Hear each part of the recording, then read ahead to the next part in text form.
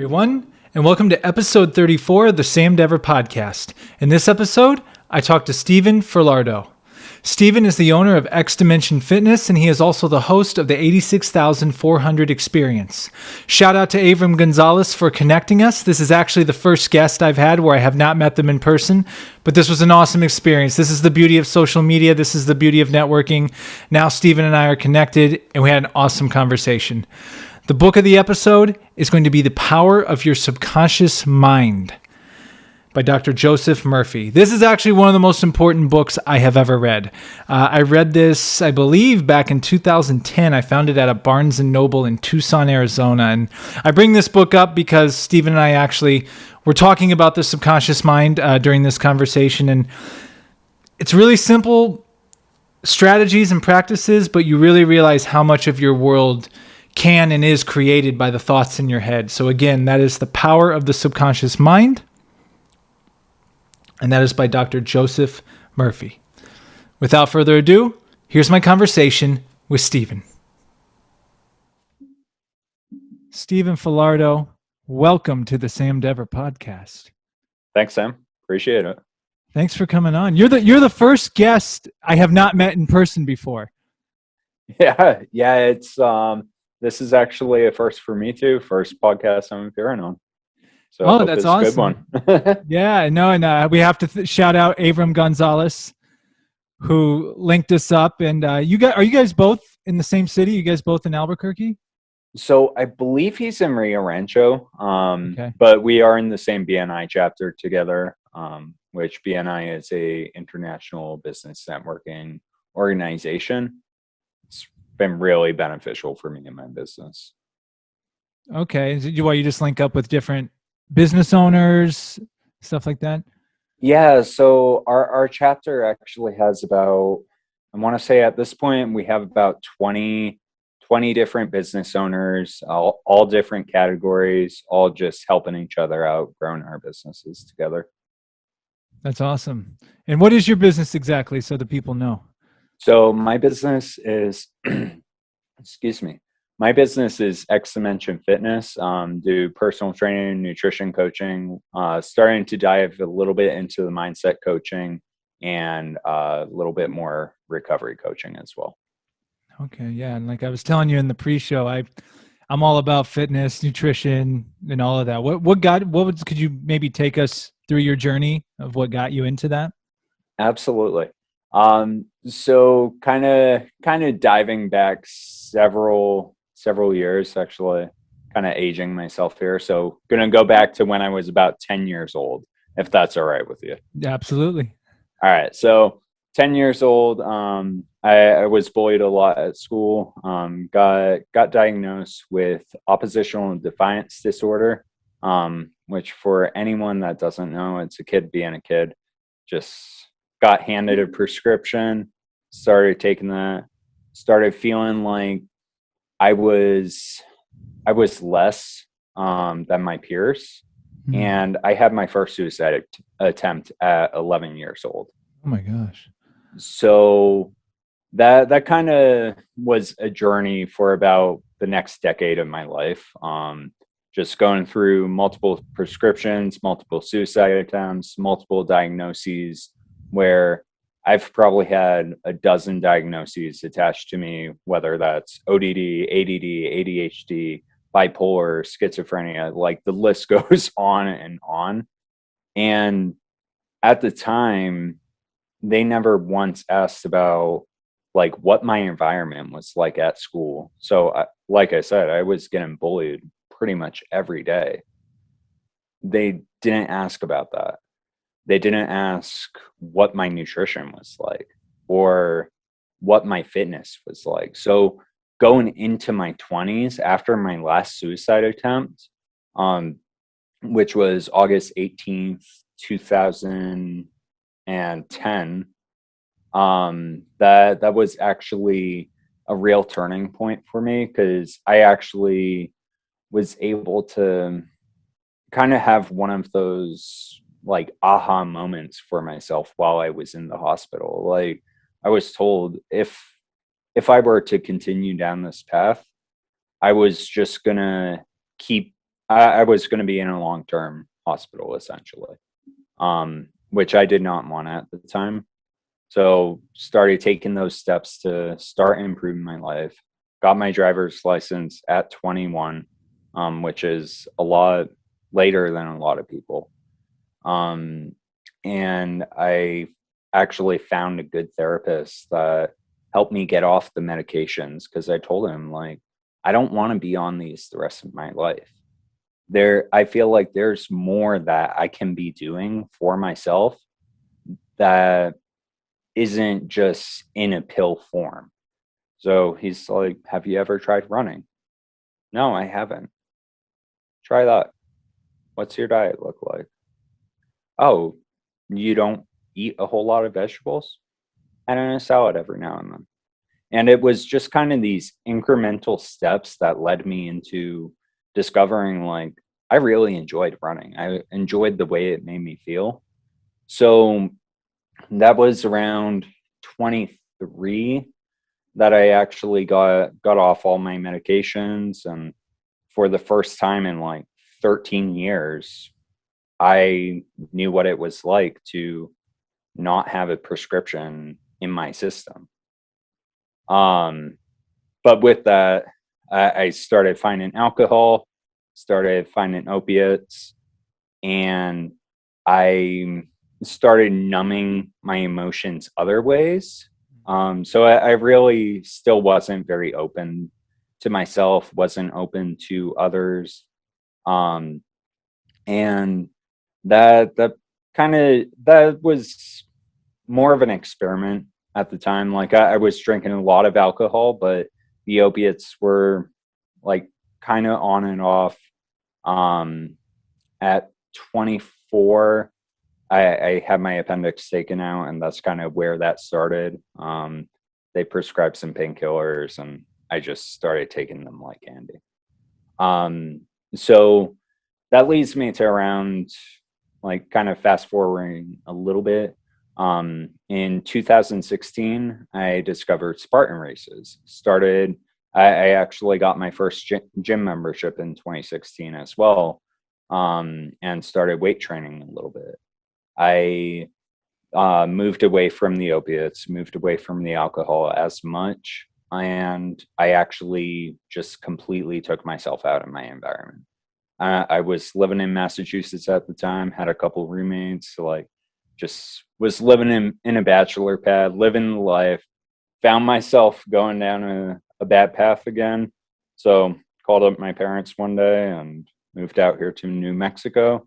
And that's when I decided I was gonna start using my journey to start helping other people. So 2016, decided I wanted to become a personal trainer. 2017, I started looking into certifications. In July 2017, I purchased a course that kind of fell to the back burner. And I was working in warehousing this entire time, just hated it. And in 2018, I finally made the plunge, went through my first certification, got another certification in 2019, got another certification after that, kind of just started chasing the certifications after I got into the industry. And so 2019, I was working in a gym the entire year, started getting some clients. And in 2020, gym shut down. I had a decision to make there. So I could either go back to where I was, or I could take the plunge and go into my own business. So June 1st, 2020, started up X Dimension Fitness and haven't looked back. So no, it's a little bit of a long story, but I think it's an amazing story. Appreciate that. Yeah. Wow. So much to unpack there. I feel like there were so many things we could probably spend the whole hour talking about. Maybe taking it a little back, talking about growing up being on all those prescriptions and things like that. That's actually a conversation I've been having with a few other people lately. I'm sure some medications have their place for the right individuals in the right situations, but do you feel that so many things in mental health, they just think it's a one size fits all for everybody? Like here, From here, take this. Here's your script, you know? So, from my experience as a child and kind of seeing what other people have gone through, talking to other people about their experiences, I do kind of feel like in that aspect, the medical community has failed us because, and I think the medical community is great. Like, I don't, I don't want to say anything bad about that. But seeing so many prescriptions being written, seeing these pharmaceutical companies getting so much money, like it doesn't make any sense to me. Like I feel like it is kind of that go to point where rather than looking at all these other factors, it's you have 5 minutes with a doctor and they make a decision there. And this isn't always the case. There are good doctors that will actually dive in, but I think just the way the medical industry is set up, like they're struggling. I mean, we've seen that in the past 24 months here. Mhm. Is they don't have the staffing available to be spending 30, 40, 50 minutes with these patients, with their clients. And so they don't get to know who that person is. And there's really not not a good integrated care network. I don't feel like. Hmm. It's kind of like you're just a number to them in a way. Yep. Number on a clipboard and you get a bill afterwards. Yeah, well, and I think that's a couple things. The one therapist you found that switched your mindset to like, hey, what are you eating? Have you tried exercise and stuff like that? And just from my own personal experience, it's just so incredible what a great workout and moving your body and eating right does for your mind state. I mean, it's just night and day for Oh, me at least. absolutely. Yeah, absolutely. I mean, the brain is just releasing all sorts of endorphins and like all sorts of feel good chemicals that like you get into that and it can become a drug in itself. Yeah. Well, and I like too that moment you were talking about when you're in Massachusetts. You had that fork in the road, right? You could keep going this way, and that you knew where that might head, or you could go that way. What was that? Was there a particular moment? Was like there like an aha moment for you, or is it just like a slow progression that you made that decision? I think I think over the years there's been a lot of aha moments for me. I've always been a person that if someone tells me no, I'm gonna rebel. I'm gonna rebel hard, and I'm gonna go the complete opposite direction. Hmm. So everyone's parents tell them, "Don't drink and drive."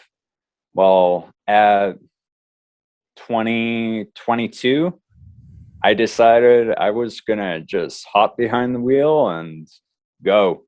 Um, and just so happened that night, a cop was behind me. So Hmm. I got my first and only DUI Mhm. in 2012, but that haunted me for years after, even after moving down to New Mexico. So yeah, to answer your question, I think the real aha moment for me that I needed to change was, I mean, there were like 2 weeks where the only way I could get to sleep was by passing out completely drunk.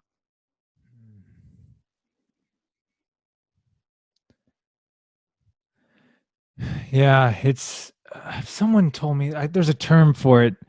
basically you get to that point where you recognize where you're headed, but you don't go there. But that's a good thing. It's like, wow, Right. if I keep doing this, I'm not going. I mean, shoot, I'd like to say I lived in Vegas for 8 years, and the first two of it was just. Now, was it fun? Absolutely. But it got to the point where I was like, you know, sometimes it's better to quit while you're ahead. Right. You're not gonna walk away from this thing unscathed each time, and just having that awareness to be like, all right, that part of my life is done now. I'm gonna Right. go try some healthier habits. Oh, for sure. And so also at that time, I mean, just everything up in Massachusetts felt like it was imploding. Like I Mm, said, like my living environment wasn't the best. I was in a bad relationship at the time where it was just kind of going through the motions. And mm, I kind of felt like a shell of a person, if that makes sense. mm. So, did you move to New Mexico because your parents are out there? You had family out there, or Yeah, so my parents actually decided to move down here in 2014. So 2 years before I moved out, I have visited them like a couple times Mhm. before actually making that decision myself. And they always said, if you ever need it, we have a room available. We'd love to have you down here. So I took them up on that offer, It's awesome. and I made the decision in one night. I called them, hey, still got that room available. Went into the work next day, put in a 3 week notice, and 3 weeks later was on my way down to New Mexico. Wow. I think Avram was telling me. I don't know if he said it during the show or when we were in the pre-show room. He said like New Mexico's the last hidden secret of the U.S. Yeah. And even out here in California on my YouTube, like there'll be like New Mexico real estate agents trying to recruit all the people leaving California to come to Albuquerque, Santa Fe, wherever out there. Yeah, I mean the views out here are just they're unlike anything you've ever seen. Um, I mean, especially coming from Massachusetts, like there's so many trees. Which nothing wrong with trees. I love trees. I love the mountains. But when you feel so closed in, you can't even see like a mile down the road. I know what you mean. Yeah.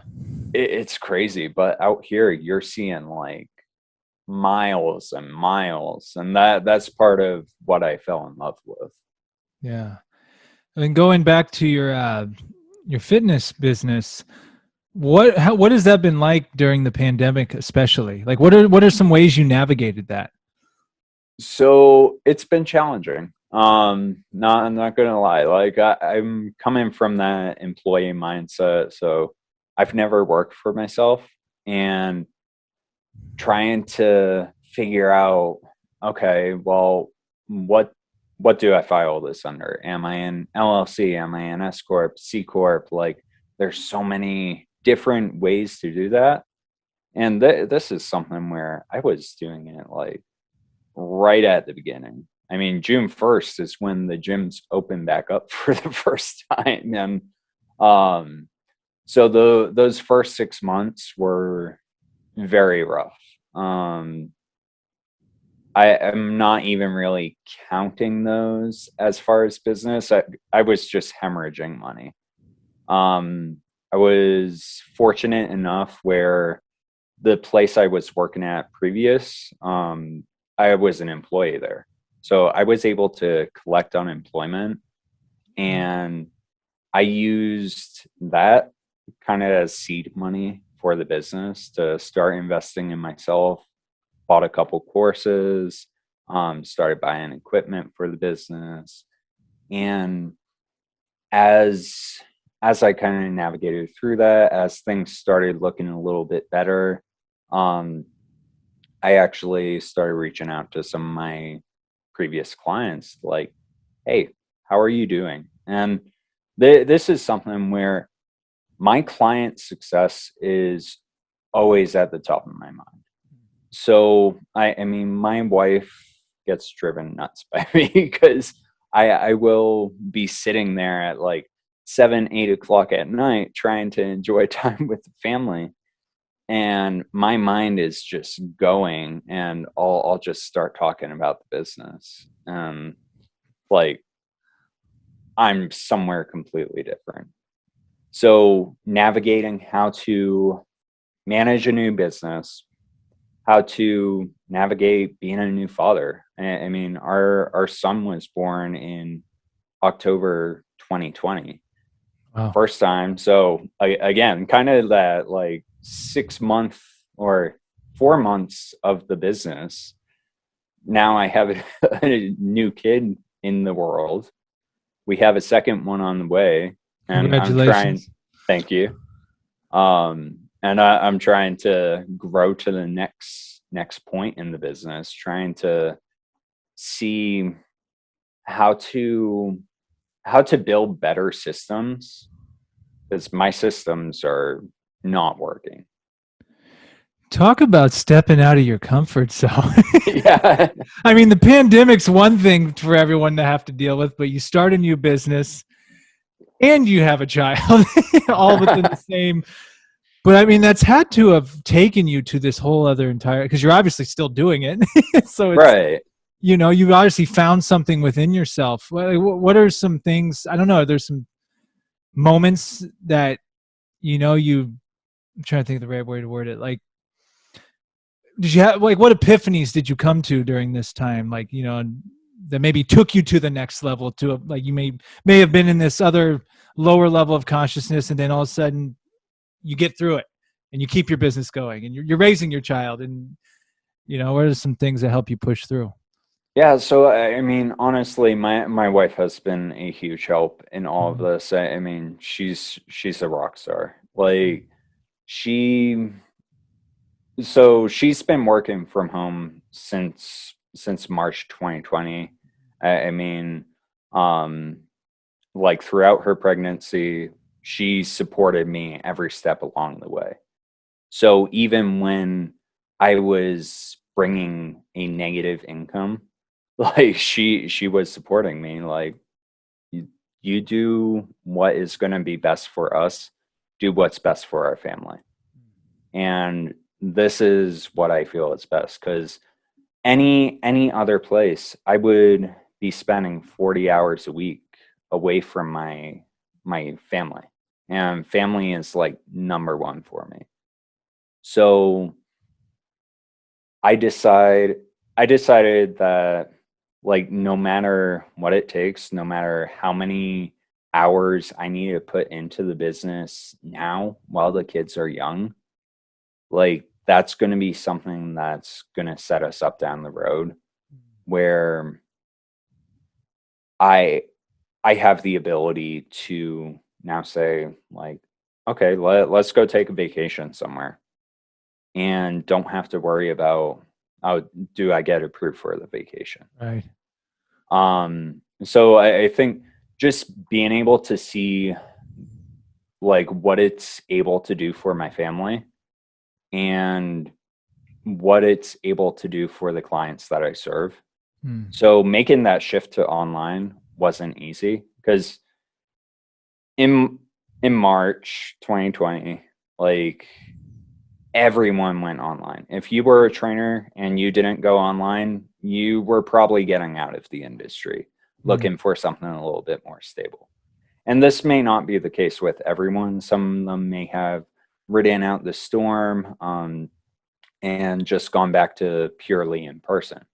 But I I think that the ability to adapt within our environment, within our circumstances, rather than just like going with the flow, waiting for it to ride out. Like, I'd rather adapt than just stay the same and hope everything works out.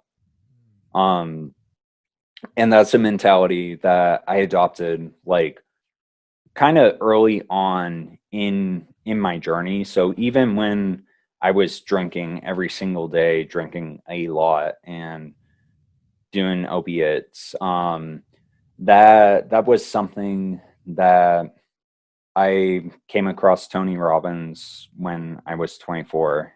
And actually, I kind of backtracking and sidetracking there. Um, I I was in a networking group that my dad had been in for a while. He got me into it, and that's how he knew Avram. So Oh. like back in 2014, we were all part of the same thing together, and it didn't really work out for me, and just lost some money there. But that's really where my self development journey began. Hmm. Is that networking group?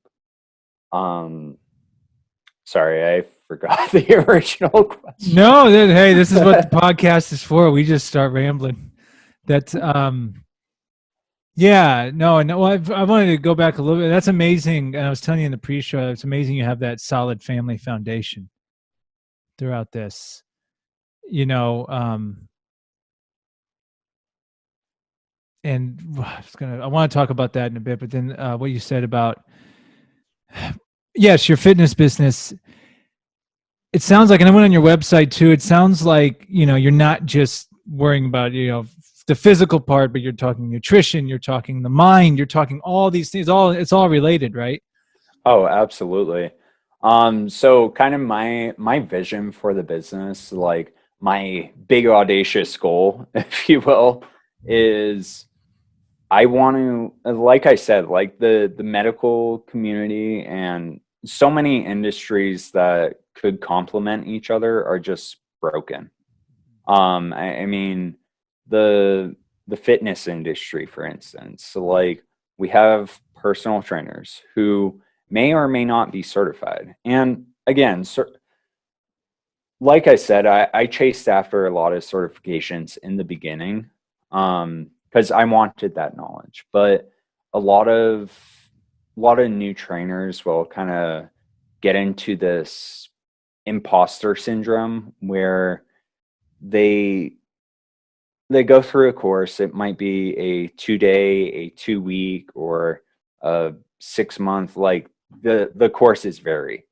Um, and so they go through this course. They have the book knowledge, but then trying to figure out how to apply that to their clients, they're scrambling.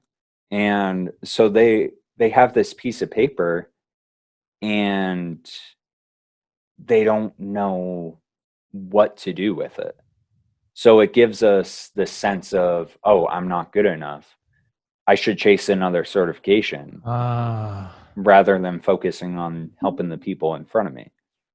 But if we had integrated networks where rather than just personal trainers, now you're getting connected with a mentor. So someone that's been in the industry, you're getting connected with a dietitian, you're getting connected with a physical therapist, a massage therapist, a chiropractor, all people within the physical realm of wellness. But then let's say you're talking to your client and they're saying, man, I really want to keep training with you, but my finances right now are just, they're struggling, like got hit hard. Now you can tell that client, like, hey, there's actually someone right over here that I know. He's a financial planner and he can help you with that. And you make that introduction. mm, So kind of where I'm going with that is my vision for the business is to tie in the 8 dimensions of wellness. So we have emotional, we have environmental, we have financial, intellectual, occupational, physical, social, and spiritual. So if we can tie all those dimensions of wellness in together and have a community of professionals helping the people in front of us and actually getting them what they need when they need it without having to jump through all sorts of hoops with insurance, or with like any number of hoops, then that would make people's lives so much easier and so much less stressful. Almost like a one-stop shop. Exactly. Kind of think of it like the Amazon of wellness. Oh, I like that. And that's what is X Dimensions Fitness? Yeah, so X Dimension Fitness, like right now that's the business. And I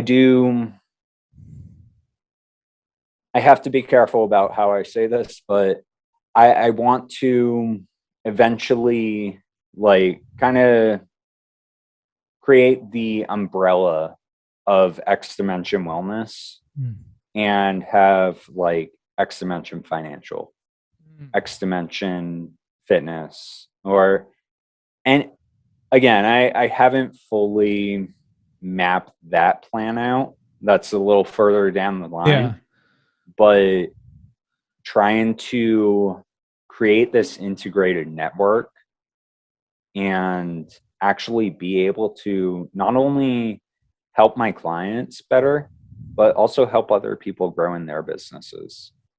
Like that's something that it should just be a continual circle of people helping one another. I think that would make for a better place for all of us to live. Yeah, because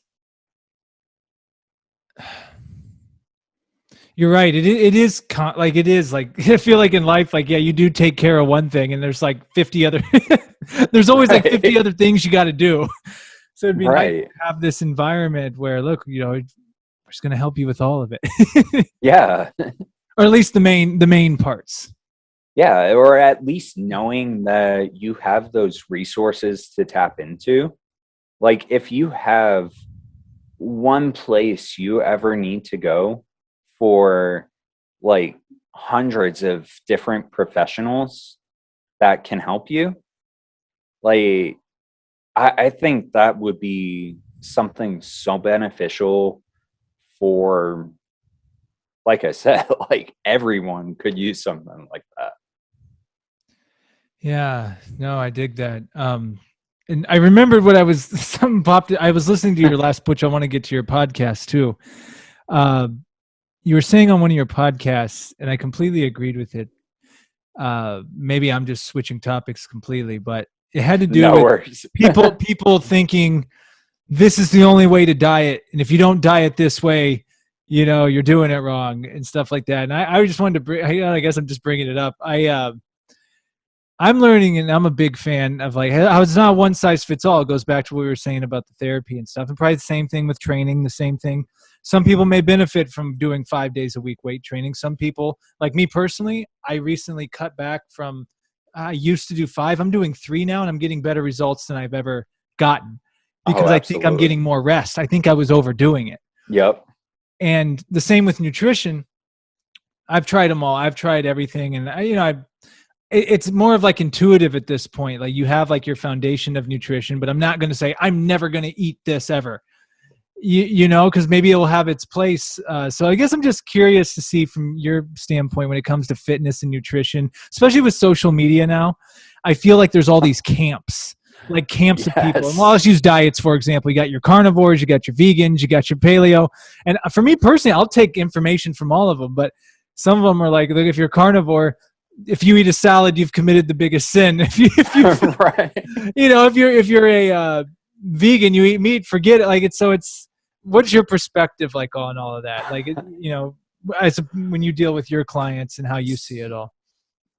So social media, while it can be a beneficial tool, I think social media is a plague. To put it quite simply. I don't disagree. Because you have these camps where it's just like, oh, carnivore this, vegan this, or keto this, and it's like I think there's benefit in each of those. I think there's benefit in eating more intuitively. There's benefit in intermittent fasting. Like yesterday, I was scrolling my Facebook feed and I saw this post. It was like some ad for like, I didn't even look more than 2 seconds. I just like took a screenshot and posted it. Like, this is bullshit. And so I like just I saw it, and it's a some sort of like bar for intermittent fasting. So it's essentially like, hey, are you doing intermittent fasting? Here's this bar that will help you with it, Oh like this gosh. nutrition bar. And it's like, pretty sure you could get that through a salad, or like you can break a fast with literally anything. So they're And piggybacking off the whole fasting to sell their product. Pretty much. yeah, yeah. So, and that's where like the supplement industry is just disgusting. I mean, they prey on people's insecurities. Fitness industry does the same thing. Mm. The diet industry, so carnivore, keto, like vegan, like any number of these diets, we could go an entire podcast just on diets. But any number of those, when you fall into this one camp, it shuts you off to everything else, especially if you're getting the information from social media. Because the more you look at one thing, so if you're following a bunch of carnivore pages, guess what? All it is you're going to see, whether it's your ads, your Google pages, so like, and Avram could talk to you more about this, Yeah, but Abram knows all about um, that. Yeah. I mean, if you're looking at like just carnivore, you're just going to see carnivore. You're going to think it's the best diet on the planet because Facebook is going to recommend, hey, we noticed you checked this out. Here's this group. It's a carnivore group. Oh, here's another group you might like.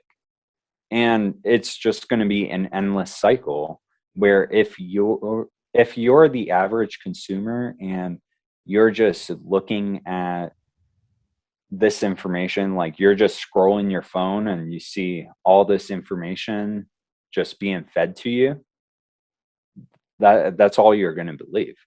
If you're not seeking out the other end of that, if you're not seeking out complete opposite, down the middle, if you're not able to read the research, which most people aren't going to geek out about that.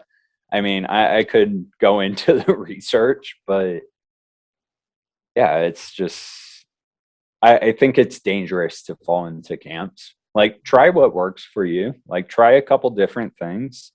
And if it works, great. Take elements of it. But like I said, I think there's value in each diet. Like, there are studies backing benefits of each diet. No one diet, just like no one exercise, is capital B the best. Now you mentioned. So, do you believe in any supplements whatsoever? Like any of them are beneficial, or is they just think they're too oversold, like for people, pretty much? So I mean, they're just that, is a supplement, Right. and I'm affiliated with a supplement company, but they I trust them. I've used them for a while, and they back everything with science. If the science changes, which that's what science does, Mm-hmm. they'll adjust their formulas to meet that. Um, so I do think there are some that could be beneficial, like vitamin D. Like, most of us aren't getting enough vitamin D. Mm-hmm. Um, you do have to be kind of careful about that, because like if you have too much vitamin D, which I mean, this is going to take a really high amount, but if you're taking too much vitamin D, it can cause toxicity and and can cause some issues there. I think most of us aren't getting out in the sun enough. So vitamin D is like one of the better ones. A good solid multivitamin may be beneficial for some people. Now, if you're like really dialed in on your nutrition, probably don't need a multivitamin. Um, yeah, protein powder, like having a good protein powder on hand, that's always beneficial. Like especially if you have a hard time like hitting your protein intakes. Again, I wouldn't use it as more than that. So I have protein powders, I have supplements that like I use them so infrequently that they just go bad like before I use them. Um because it's like the pre-workout. Like if I need that extra motivation to get into the gym, like the pre-workout's there. Like I don't know if you've ever taken pre-workout with beta alanine in it. Oh, yeah, and I take. I'll get to that. Yes, I have. Yeah, so I mean beta alanine it's completely harmless, but it can cause paresthesia or like kind of tingling The of the tingles. skin. Yeah, so like a lot of people will say like makes you want to rip your face off. Yeah. Um so if you take a clinical dose of pre-workout with beta alanine in it, so clinical dose is 3.6 grams of beta alanine. Mhm. If you're taking that, you're going to want to go work out because you're just going to be sitting there in your chair wanting to rip your face off. So that might be a benefit if you're a little bit less motivated to work out, or if like there's times when you just don't want to go. Yeah, you mentioned beta alanine, so I talked about this on one podcast. I make my own pre-workout now because I used to take the already pre-made workouts, and it's like coffee. It's the same reason I gave up coffee a couple years ago. I just can't have one glass. It's Good like, on you. and it's like, and there were times where going to the gym, because the pre-workout you just get used to after a while. So I'm like, oh, let me Right. take 2 scoops. Let me do 2.5. And there were a couple times where I walked into the gym and I'm just like, I think I need to leave. Like I took way too much. I feel really weird right now. And so right now I just bought, I take creatine mixed with citrulline malate and then the beta alanine in there. I mean, so far it seems to be like no caffeine, but you are right about the beta alanine. It's like I take it right before I go Oh because yeah. it does. You do get I don't take a huge amount, but yeah, you definitely feel a little bit of that. Um, so I definitely watch how much I take. Yeah, absolutely. And I think that's another important note is a lot of pre-workouts, all it is a whole bunch of stimulants. They're filled with a Uh, lot of stuff. yeah, I mean, what you're seeing in general is like 300 plus milligrams of caffeine per serving. Hmm. And if you're taking more than one serving, like that's just going to jack up your heart rate. Like, yeah, you may want to go run a marathon, but you're going to feel like crap afterwards. It's not sustainable. Like it's not. No. Yeah, and I wanted to mention what's your take on sleep? Because I have found sleep to be just as important with Oh, any of it. is sleep is number one. I mean, Mm. if you're not sleeping, you're not recovering. Ah, And recovery is where all the repair is happening. So as we're working out in the gym, we're breaking down the muscle tissue. That muscle tissue needs time to repair. So if we're not getting adequate sleep, like it's just going to affect our workouts. It's going to affect our sex drive. It's going to affect our entire day where we're not going to want to do anything. And eventually we're going to hit a wall and we're going to hit it hard. So yeah, 6 to 8 hours sleep at least, preferably 7 to 9 mm. is what research shows. Yeah, and like I was telling, like I swear, like I'm like, how am I getting bigger gains than I've ever gotten just going 3 days a week, just mixed. Uh, I'll go chest. I've been doing chest, back, uh, shoulders, and then I'll do legs, biceps, triceps, and just keep alternating. And then, like you go with what sometimes intuitively too. And just having those day in between and then a couple days in there. And I'm like, I'm bigger, like I'm stronger and I'm more rested. I'm like, okay, I think I was overdoing it. Like you totally can overdo it, and how sleep and nutrition and even what you're eating on your off days and stuff, it all plays. And you just don't go into the gym every day and expect to get jacked and take a bunch of pre-workout. Absolutely. And I mean, I saw once, I can't remember the exact statistic, um, but it's like every maybe every 3 out of 4 workouts are gonna suck. Mm. Like, I mean, you might have one that feels phenomenal, but then you're gonna have another 3 that are just eh. Yeah, So that is true. Some you yeah. feel like Superman when you walk out of there. Like, and that's what I Oh mean. yeah. I'm like, oh my God, like I didn't know it was possible to feel this good. Yeah. But that's few and far between Yeah. for a lot of people. And so I'll just keep going off on this stuff. And definitely one thing too, I found too, like hitting the protein, like not every time I eat, making sure there's adequate protein. That's one thing I've been more conscious of than ever. And I think that's made a big difference too. Do Oh, you think that too? absolutely. I mean that's what our entire body is. I mean, not our entire body, Right. but like that's what it breaks down to is that's the basic building block of muscle is amino acids, which amino acids become proteins or make up Mm. proteins. Hmm.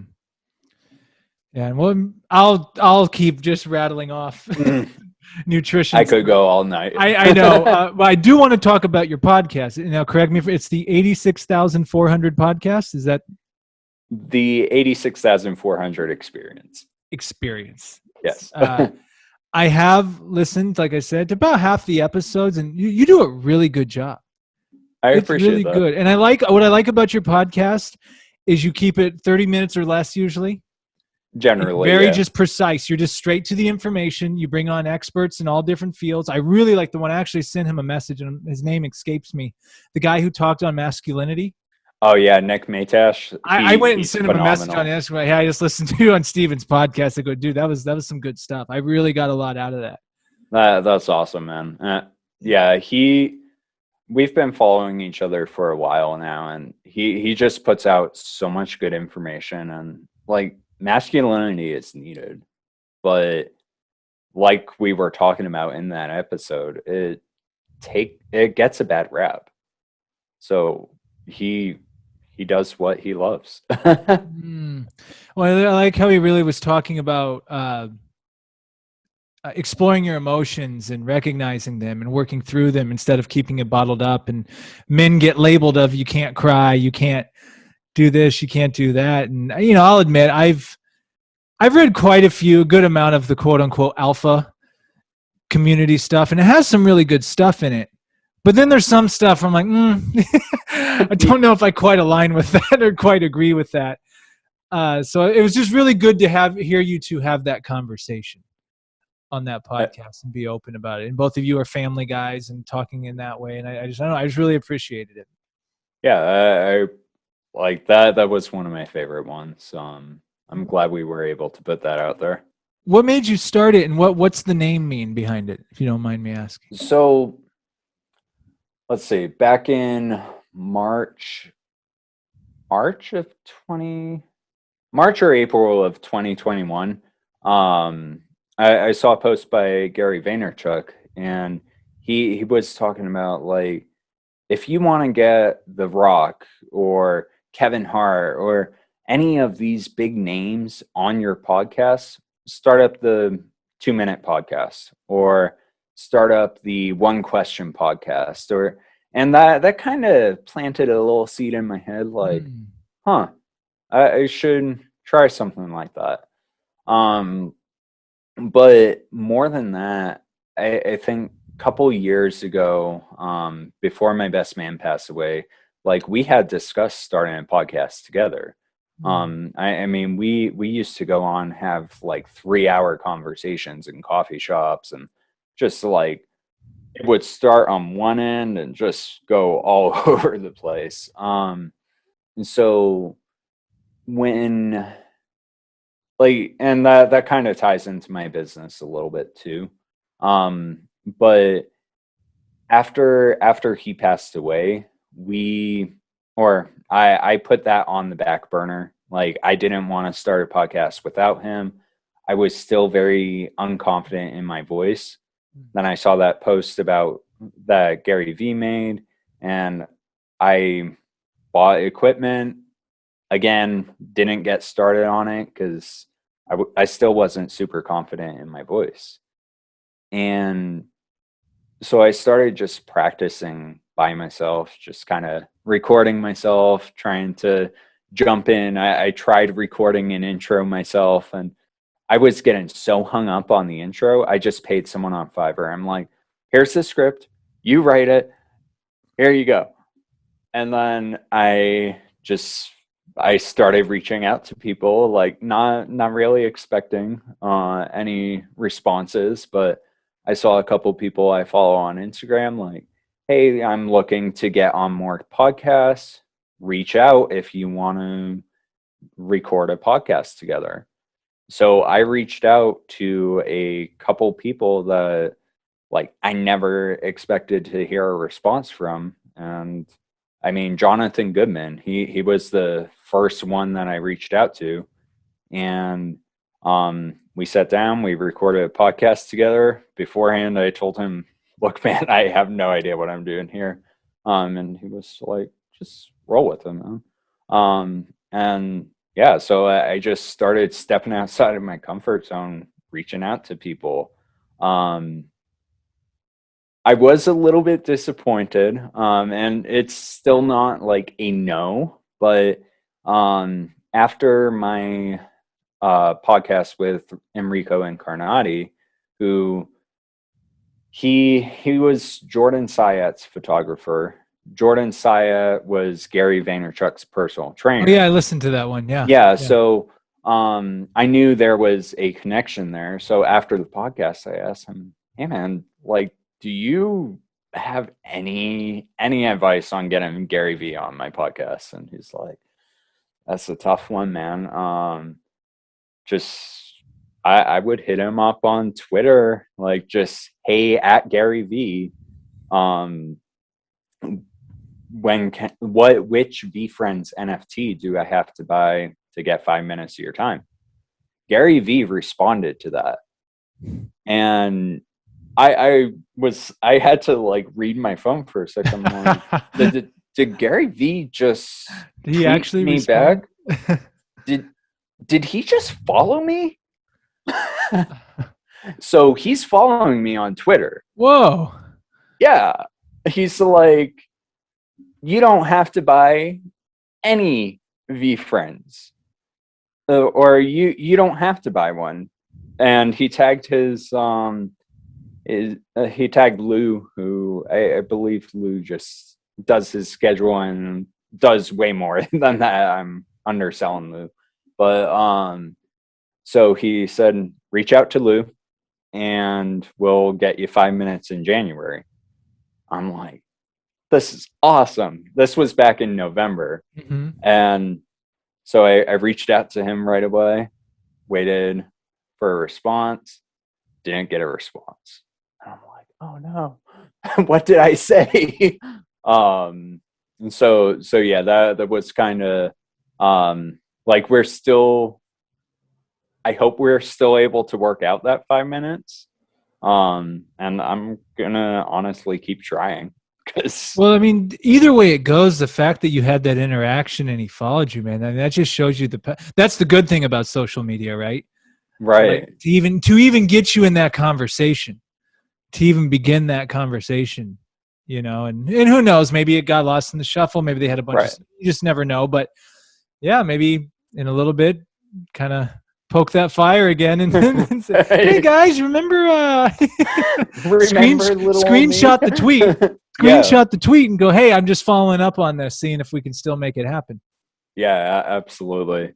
And I mean, it's Gary Vee. Like, he's got such a big following. He's Yeah. got all these requests coming in all the time. So I'm actually Facebook friends with him originally. I bought his when he came out with Crush It. This is before like social media became what it is even now. But like it was back when really like I think Facebook, probably Twitter. I don't even know if MySpace was still around, but I mean, I don't think he's ever on it. He's never on it or anything. But and then he just blew the heck, like just exploded right. to like where he's at now. But like, I don't know about you. I'm just curious to get your thoughts. For me personally, my podcast. I mean, even this conversation I've had with you, I learned so much. I feel like it's reading books on steroids because you're getting into the mind of people and we're having these conversations. And again, like I whether I get 2 views or 200, it's like, man, I'm just getting so much out of this. And it's crazy how it's applying to my life. And even listening to podcasts like yours, it's like, that's the value I'm finding. There's just so many nuggets of knowledge out there. Oh, absolutely. And I mean, I don't know what this says, but like I'm probably the biggest listener on my podcast. Like, I'll go back and I'll just listen to the episodes that I've already recorded. I'll listen to them over and over and over and just see what else I can learn from the guests I'm having on, because it's just like mind blowing every time.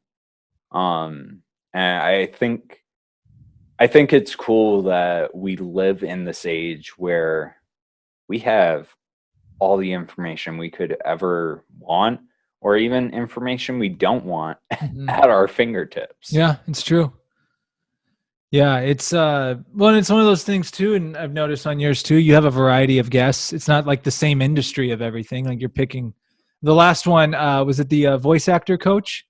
Oh yeah, Steve Corona. Yeah, that was a really good one. I see I've been into acting and stuff, and that I was really fascinated by that. Like it was really good. And I like how at the end of every one you talk about the metaverse. Yeah. Oh yeah, it's like, I don't What do you know. think of the It's metaverse? fun. I think so. From a business owner standpoint, I think there's a lot of utility in NFTs. Like, because I mean, follow any of Gary Vee's stuff, and he's huge in that space right now. So looking at the smart contract aspect of it and being able to offer someone, let's say I were to want to um let's say I was going to start up a seminar and I wanted to give something to the people attending that, rather than just a QR code or a ticket. Like, I can create or have someone create like a image of, let's say it's a nutrition seminar. So I'm having them create an image of an apple and some other food items. And that's a limited edition piece where now the person going to the seminar has that. They have access to, let's say, 3 years of seminars. They bought it for, let's say, $20. And over those 3 years, now that goes up to $100. So they can decide, okay, I've gone to the 3 seminars. I'm going to sell this and I'm going to make some money back. So they can sell it, but now whoever owns the NFT, whoever originally created that NFT, as far as I understand it, can get a rev share of that. So they sell it for $100. If I set in the smart contract that I get 5% back, I made $5 just like 3 years down the road, which is insane. I mean, $5 may not seem like a lot, but just the pure utility of the NFT. And I know the metaverse is a lot bigger than that, but I see a lot of utility there. Mm. I'm not sure about like virtual worlds and all that, because I do think we're already disconnected from one another. Mm-hmm. We already have these barriers in between us. So, kind of going into this escapism reality Mm. where now we have plots of land that we never have to step outside our virtual reality headset. I don't know if you've ever seen that movie or read the book Ready Player One. Oh yeah, great movie. Yeah, great book too. Yeah. If you haven't read the second one, Ready Oh, Player Two. there's another one. Yeah, so I I started on that one with the book. So I read Ready Player One, and then I found out they were coming out with a movie, and movie adaptations are never They're never good. as good as the book. Yeah. Yeah, but that was a good Yeah. adaptation. But I think it was last year he came out with Ready Player Two, and Whoa. I would be surprised if they don't make that into a movie, but it was a really mind blowing one. Wow. Yeah, and I had a guest on, Sarah Gabriella, and she actually, because my whole kind of mind frame with the whole virtual, I'm like, oh man, this isn't going to be good. Like, it sounds similar to what you just said, but she actually brought up some good points because she's working up in San Francisco with some people in that realm. I mean, I don't quote me, I don't know the exact relationship, but she explained to me some utilities for it. I didn't actually in the personal training realm. She said some people who are like really self-conscious to go to the gym and stuff like that, there's certain workouts they can do in that. And that started to make sense. I'm like, that's a fair, that, okay, that I get. But at the same time, the way I was kind of interpreting it, like used to be Facebook, like I'm going to be sitting in a chair with a VR set all day and I'm going to be happy doing it. It's like, Right. that I think is not good. I don't think that's good at all. I think if it's, you go into it with an intention as a tool, cool. But the fact that, like, similar to what we've done with these phones where it's just glued to your hand 24/7, you know, there's a point where it's not good. So Right. I think it's Like just something to be cautious of. these are powerful tools, Mm-hmm. but they're so misused. I Yeah. mean, how many times are we doing this? Like just scrolling. All day long. And I've definitely stopped. I caught I no more scrolling, like intention, like Oh yeah. go on purpose, maybe check in on a couple people, see you, then all right, get off. I have to set timers where it shuts me out of the app, and like every now and then I'll delete the apps off my phone because everything can be done on the computer where like I can get on, post something and get out. Yeah. And it's just, yeah, you get so caught up. Joe Rogan calls it post and ghost. I've yeah, that's actually good. I call it scroll trolling. Like when I'm just being a scroll troll, like that's not a good place to be.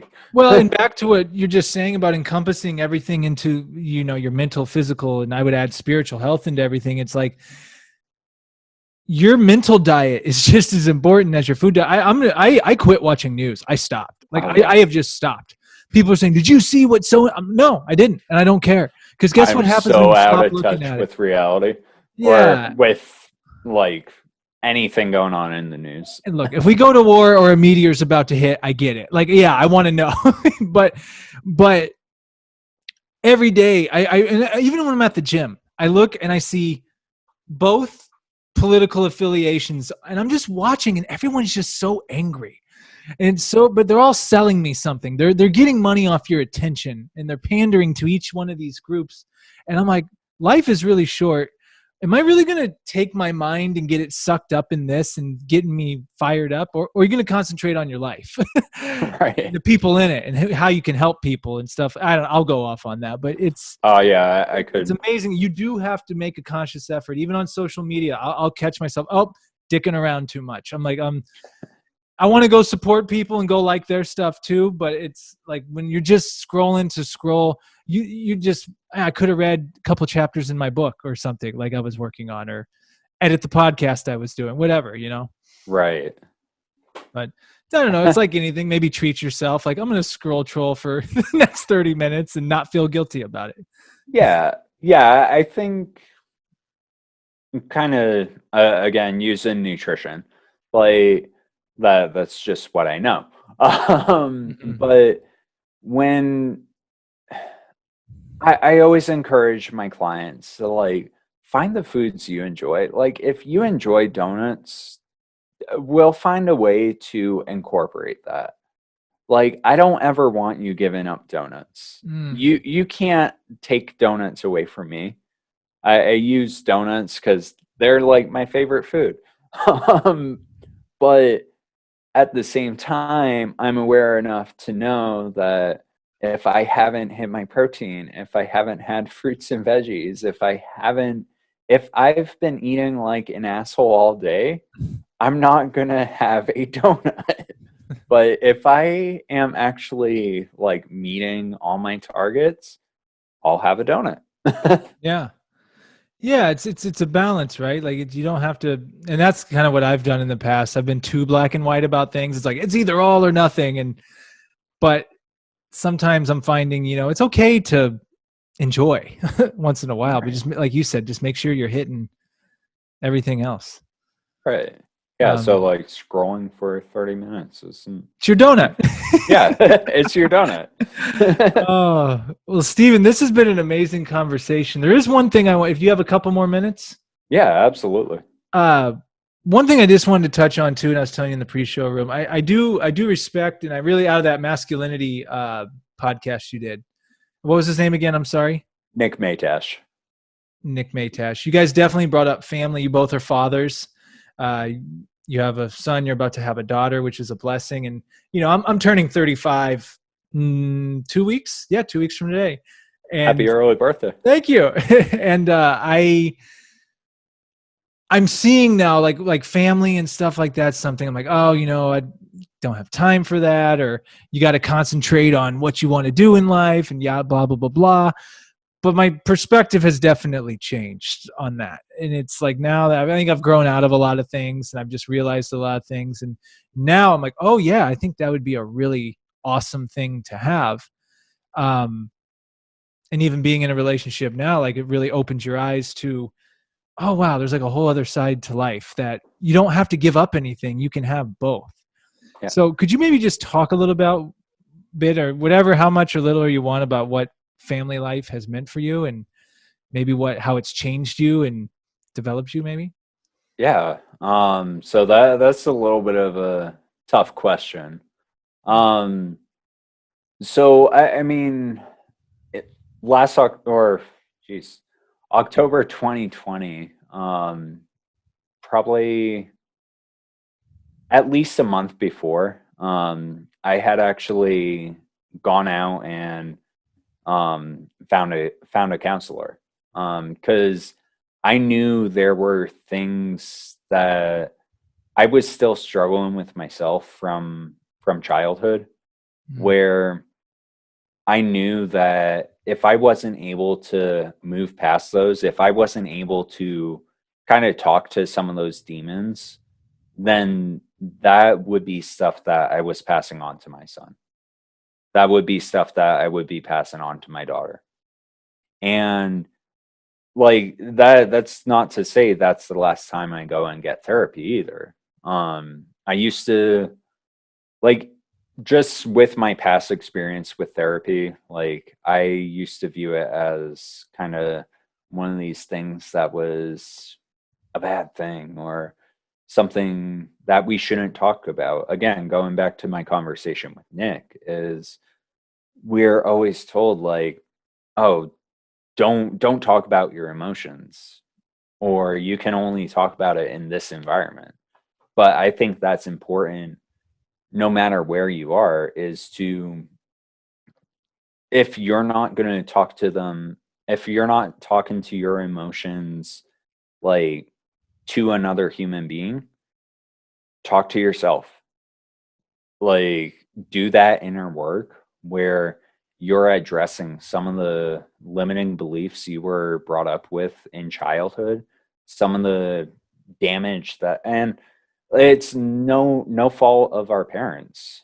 Like I think I mean I don't listen to too much Joe Rogan, but I think he kind of I think he put it on one episode where he was talking about we're essentially a bunch of monkeys floating around on a rock through space.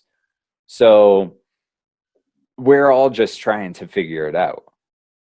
But the more we can figure it out and undo some of the stuff that previous generations may not have already had figured out, we can keep passing that down. We can create a little bit of a better future.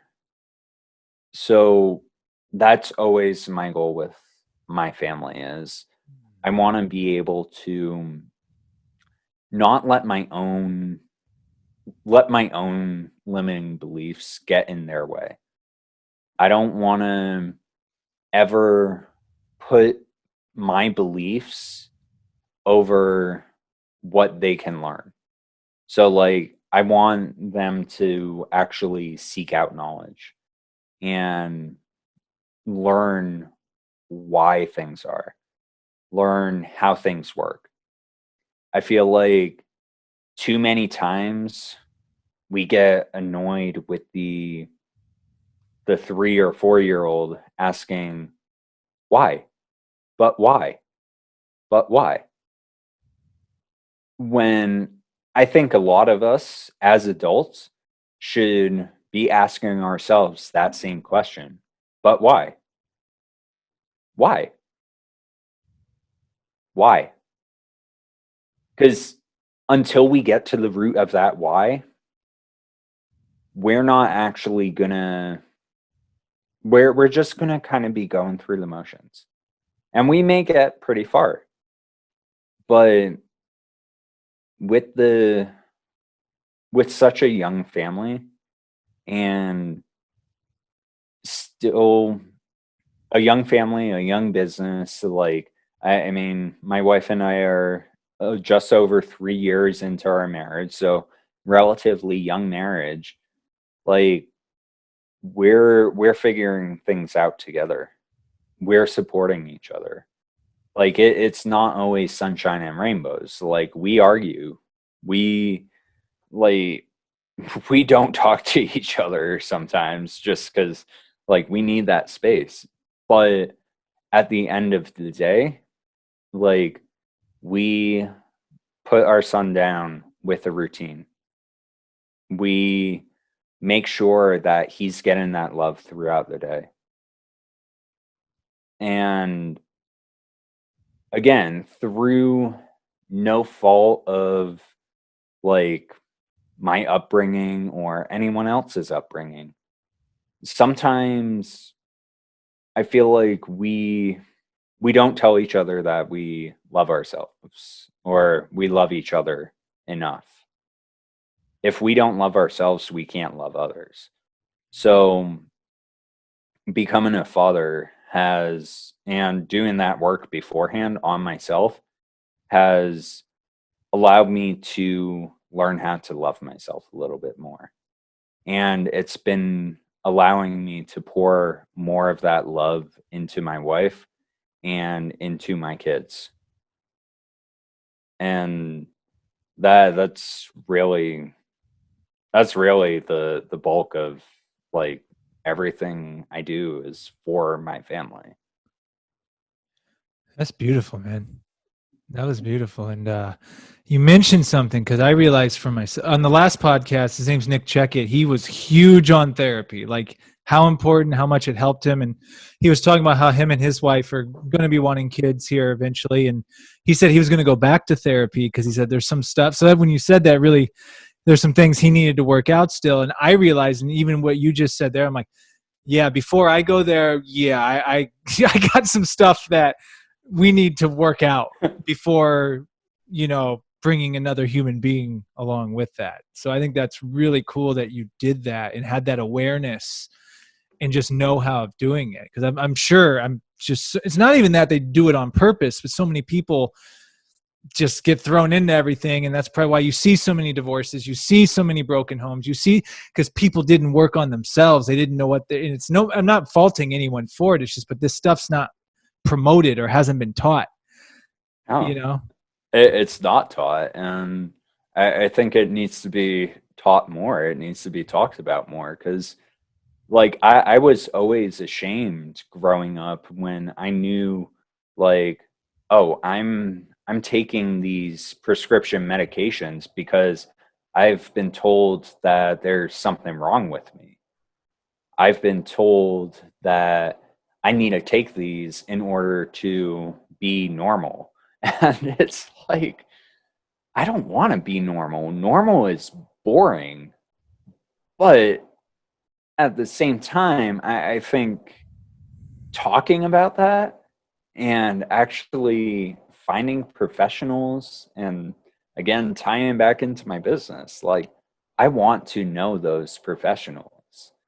I want to be able to refer my clients to these professionals because we all have inner work that needs to be done.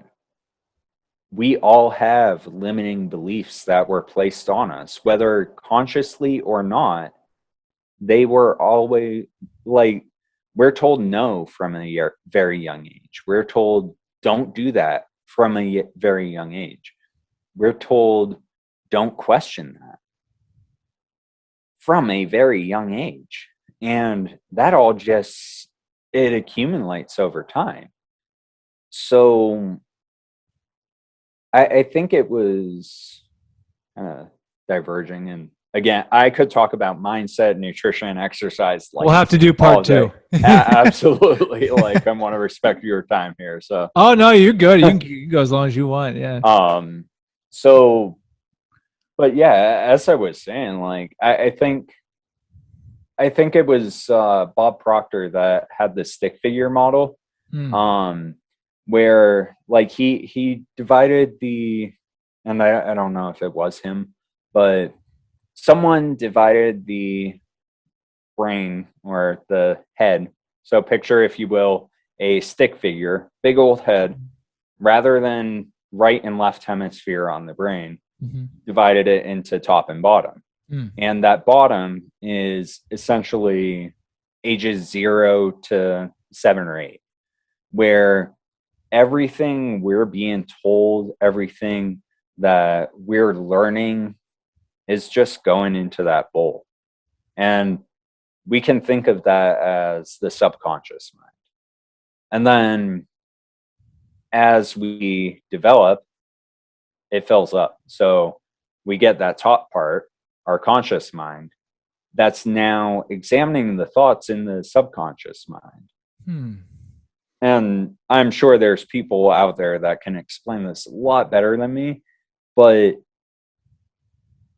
if we're not addressing what's in the subconscious mind, we're going to be always running through those beliefs. And it's going to hold us back. And I think you just picked the book of the episode, because I was going to say one of the best books, most important books I have ever read is called The Power of the Subconscious Mind by Dr. Joseph Campbell. Very simple, very basic, but it opened my mind. I guess pun intended. I don't know if that'd be, but it really showed me like, oh wow, like I can really program myself. And it sounds crazy at first when you start doing affirmations and just really just putting that thing. And it's not like you put it in a Mercedes-Benz falls in your driveway. You have to do the work, but I feel like you can program yourself with the right mindset, with really digging deep into that subconscious to pull things out of you didn't even know were possible. Absolutely. So, wow. Well, Steven, this has been great, man. Thank you so much. I'm really glad we connected. It's a pleasure to digitally meet you. Maybe we will meet in the metaverse. Yeah, right. One day. Before I get to the last word, where can people find you? Where should people go to look you up? So I'm on Facebook, Instagram, TikTok, all at X Dimension Fit, and xdimensionfit.com. which that website is a little bit outdated. I'm working on getting that updated. X Dimension Fitness on Google. Yeah, X Dimension Fitness. And where can they find the podcast? That is going to be at the 86,400 podcast on Instagram, or at 86,400 experience on Twitter, or just the 86,400 podcast, wherever you listen to podcasts. Quick question. The 86,400, what is that resembling again? So 86,400 seconds in the day. Oh. And that's I knew it was something like that. I knew it was something. Yeah, so kind of where the 30-minute episodes, or 30 minutes or less.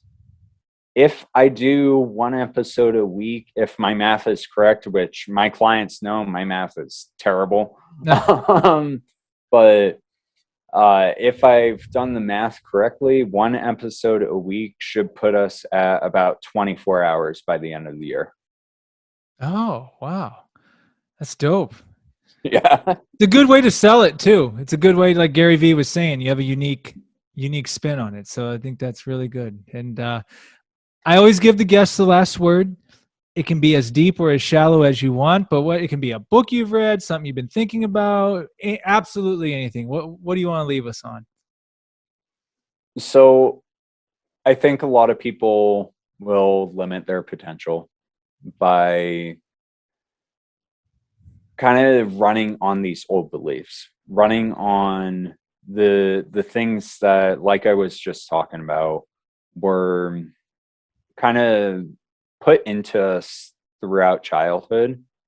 So taking the time to work through those, taking the time to work with a professional, and really addressing where these beliefs came from will take us to completely new heights and allow us to truly embrace our purpose. Amen. And that's it. Amen. Well, Steven, so great to connect. We'll have to do something again soon, but thank you for coming on. Thank you for sharing. I really appreciate you taking the time. Absolutely. I appreciate you having me. All right. We'll see you next time. See you, man.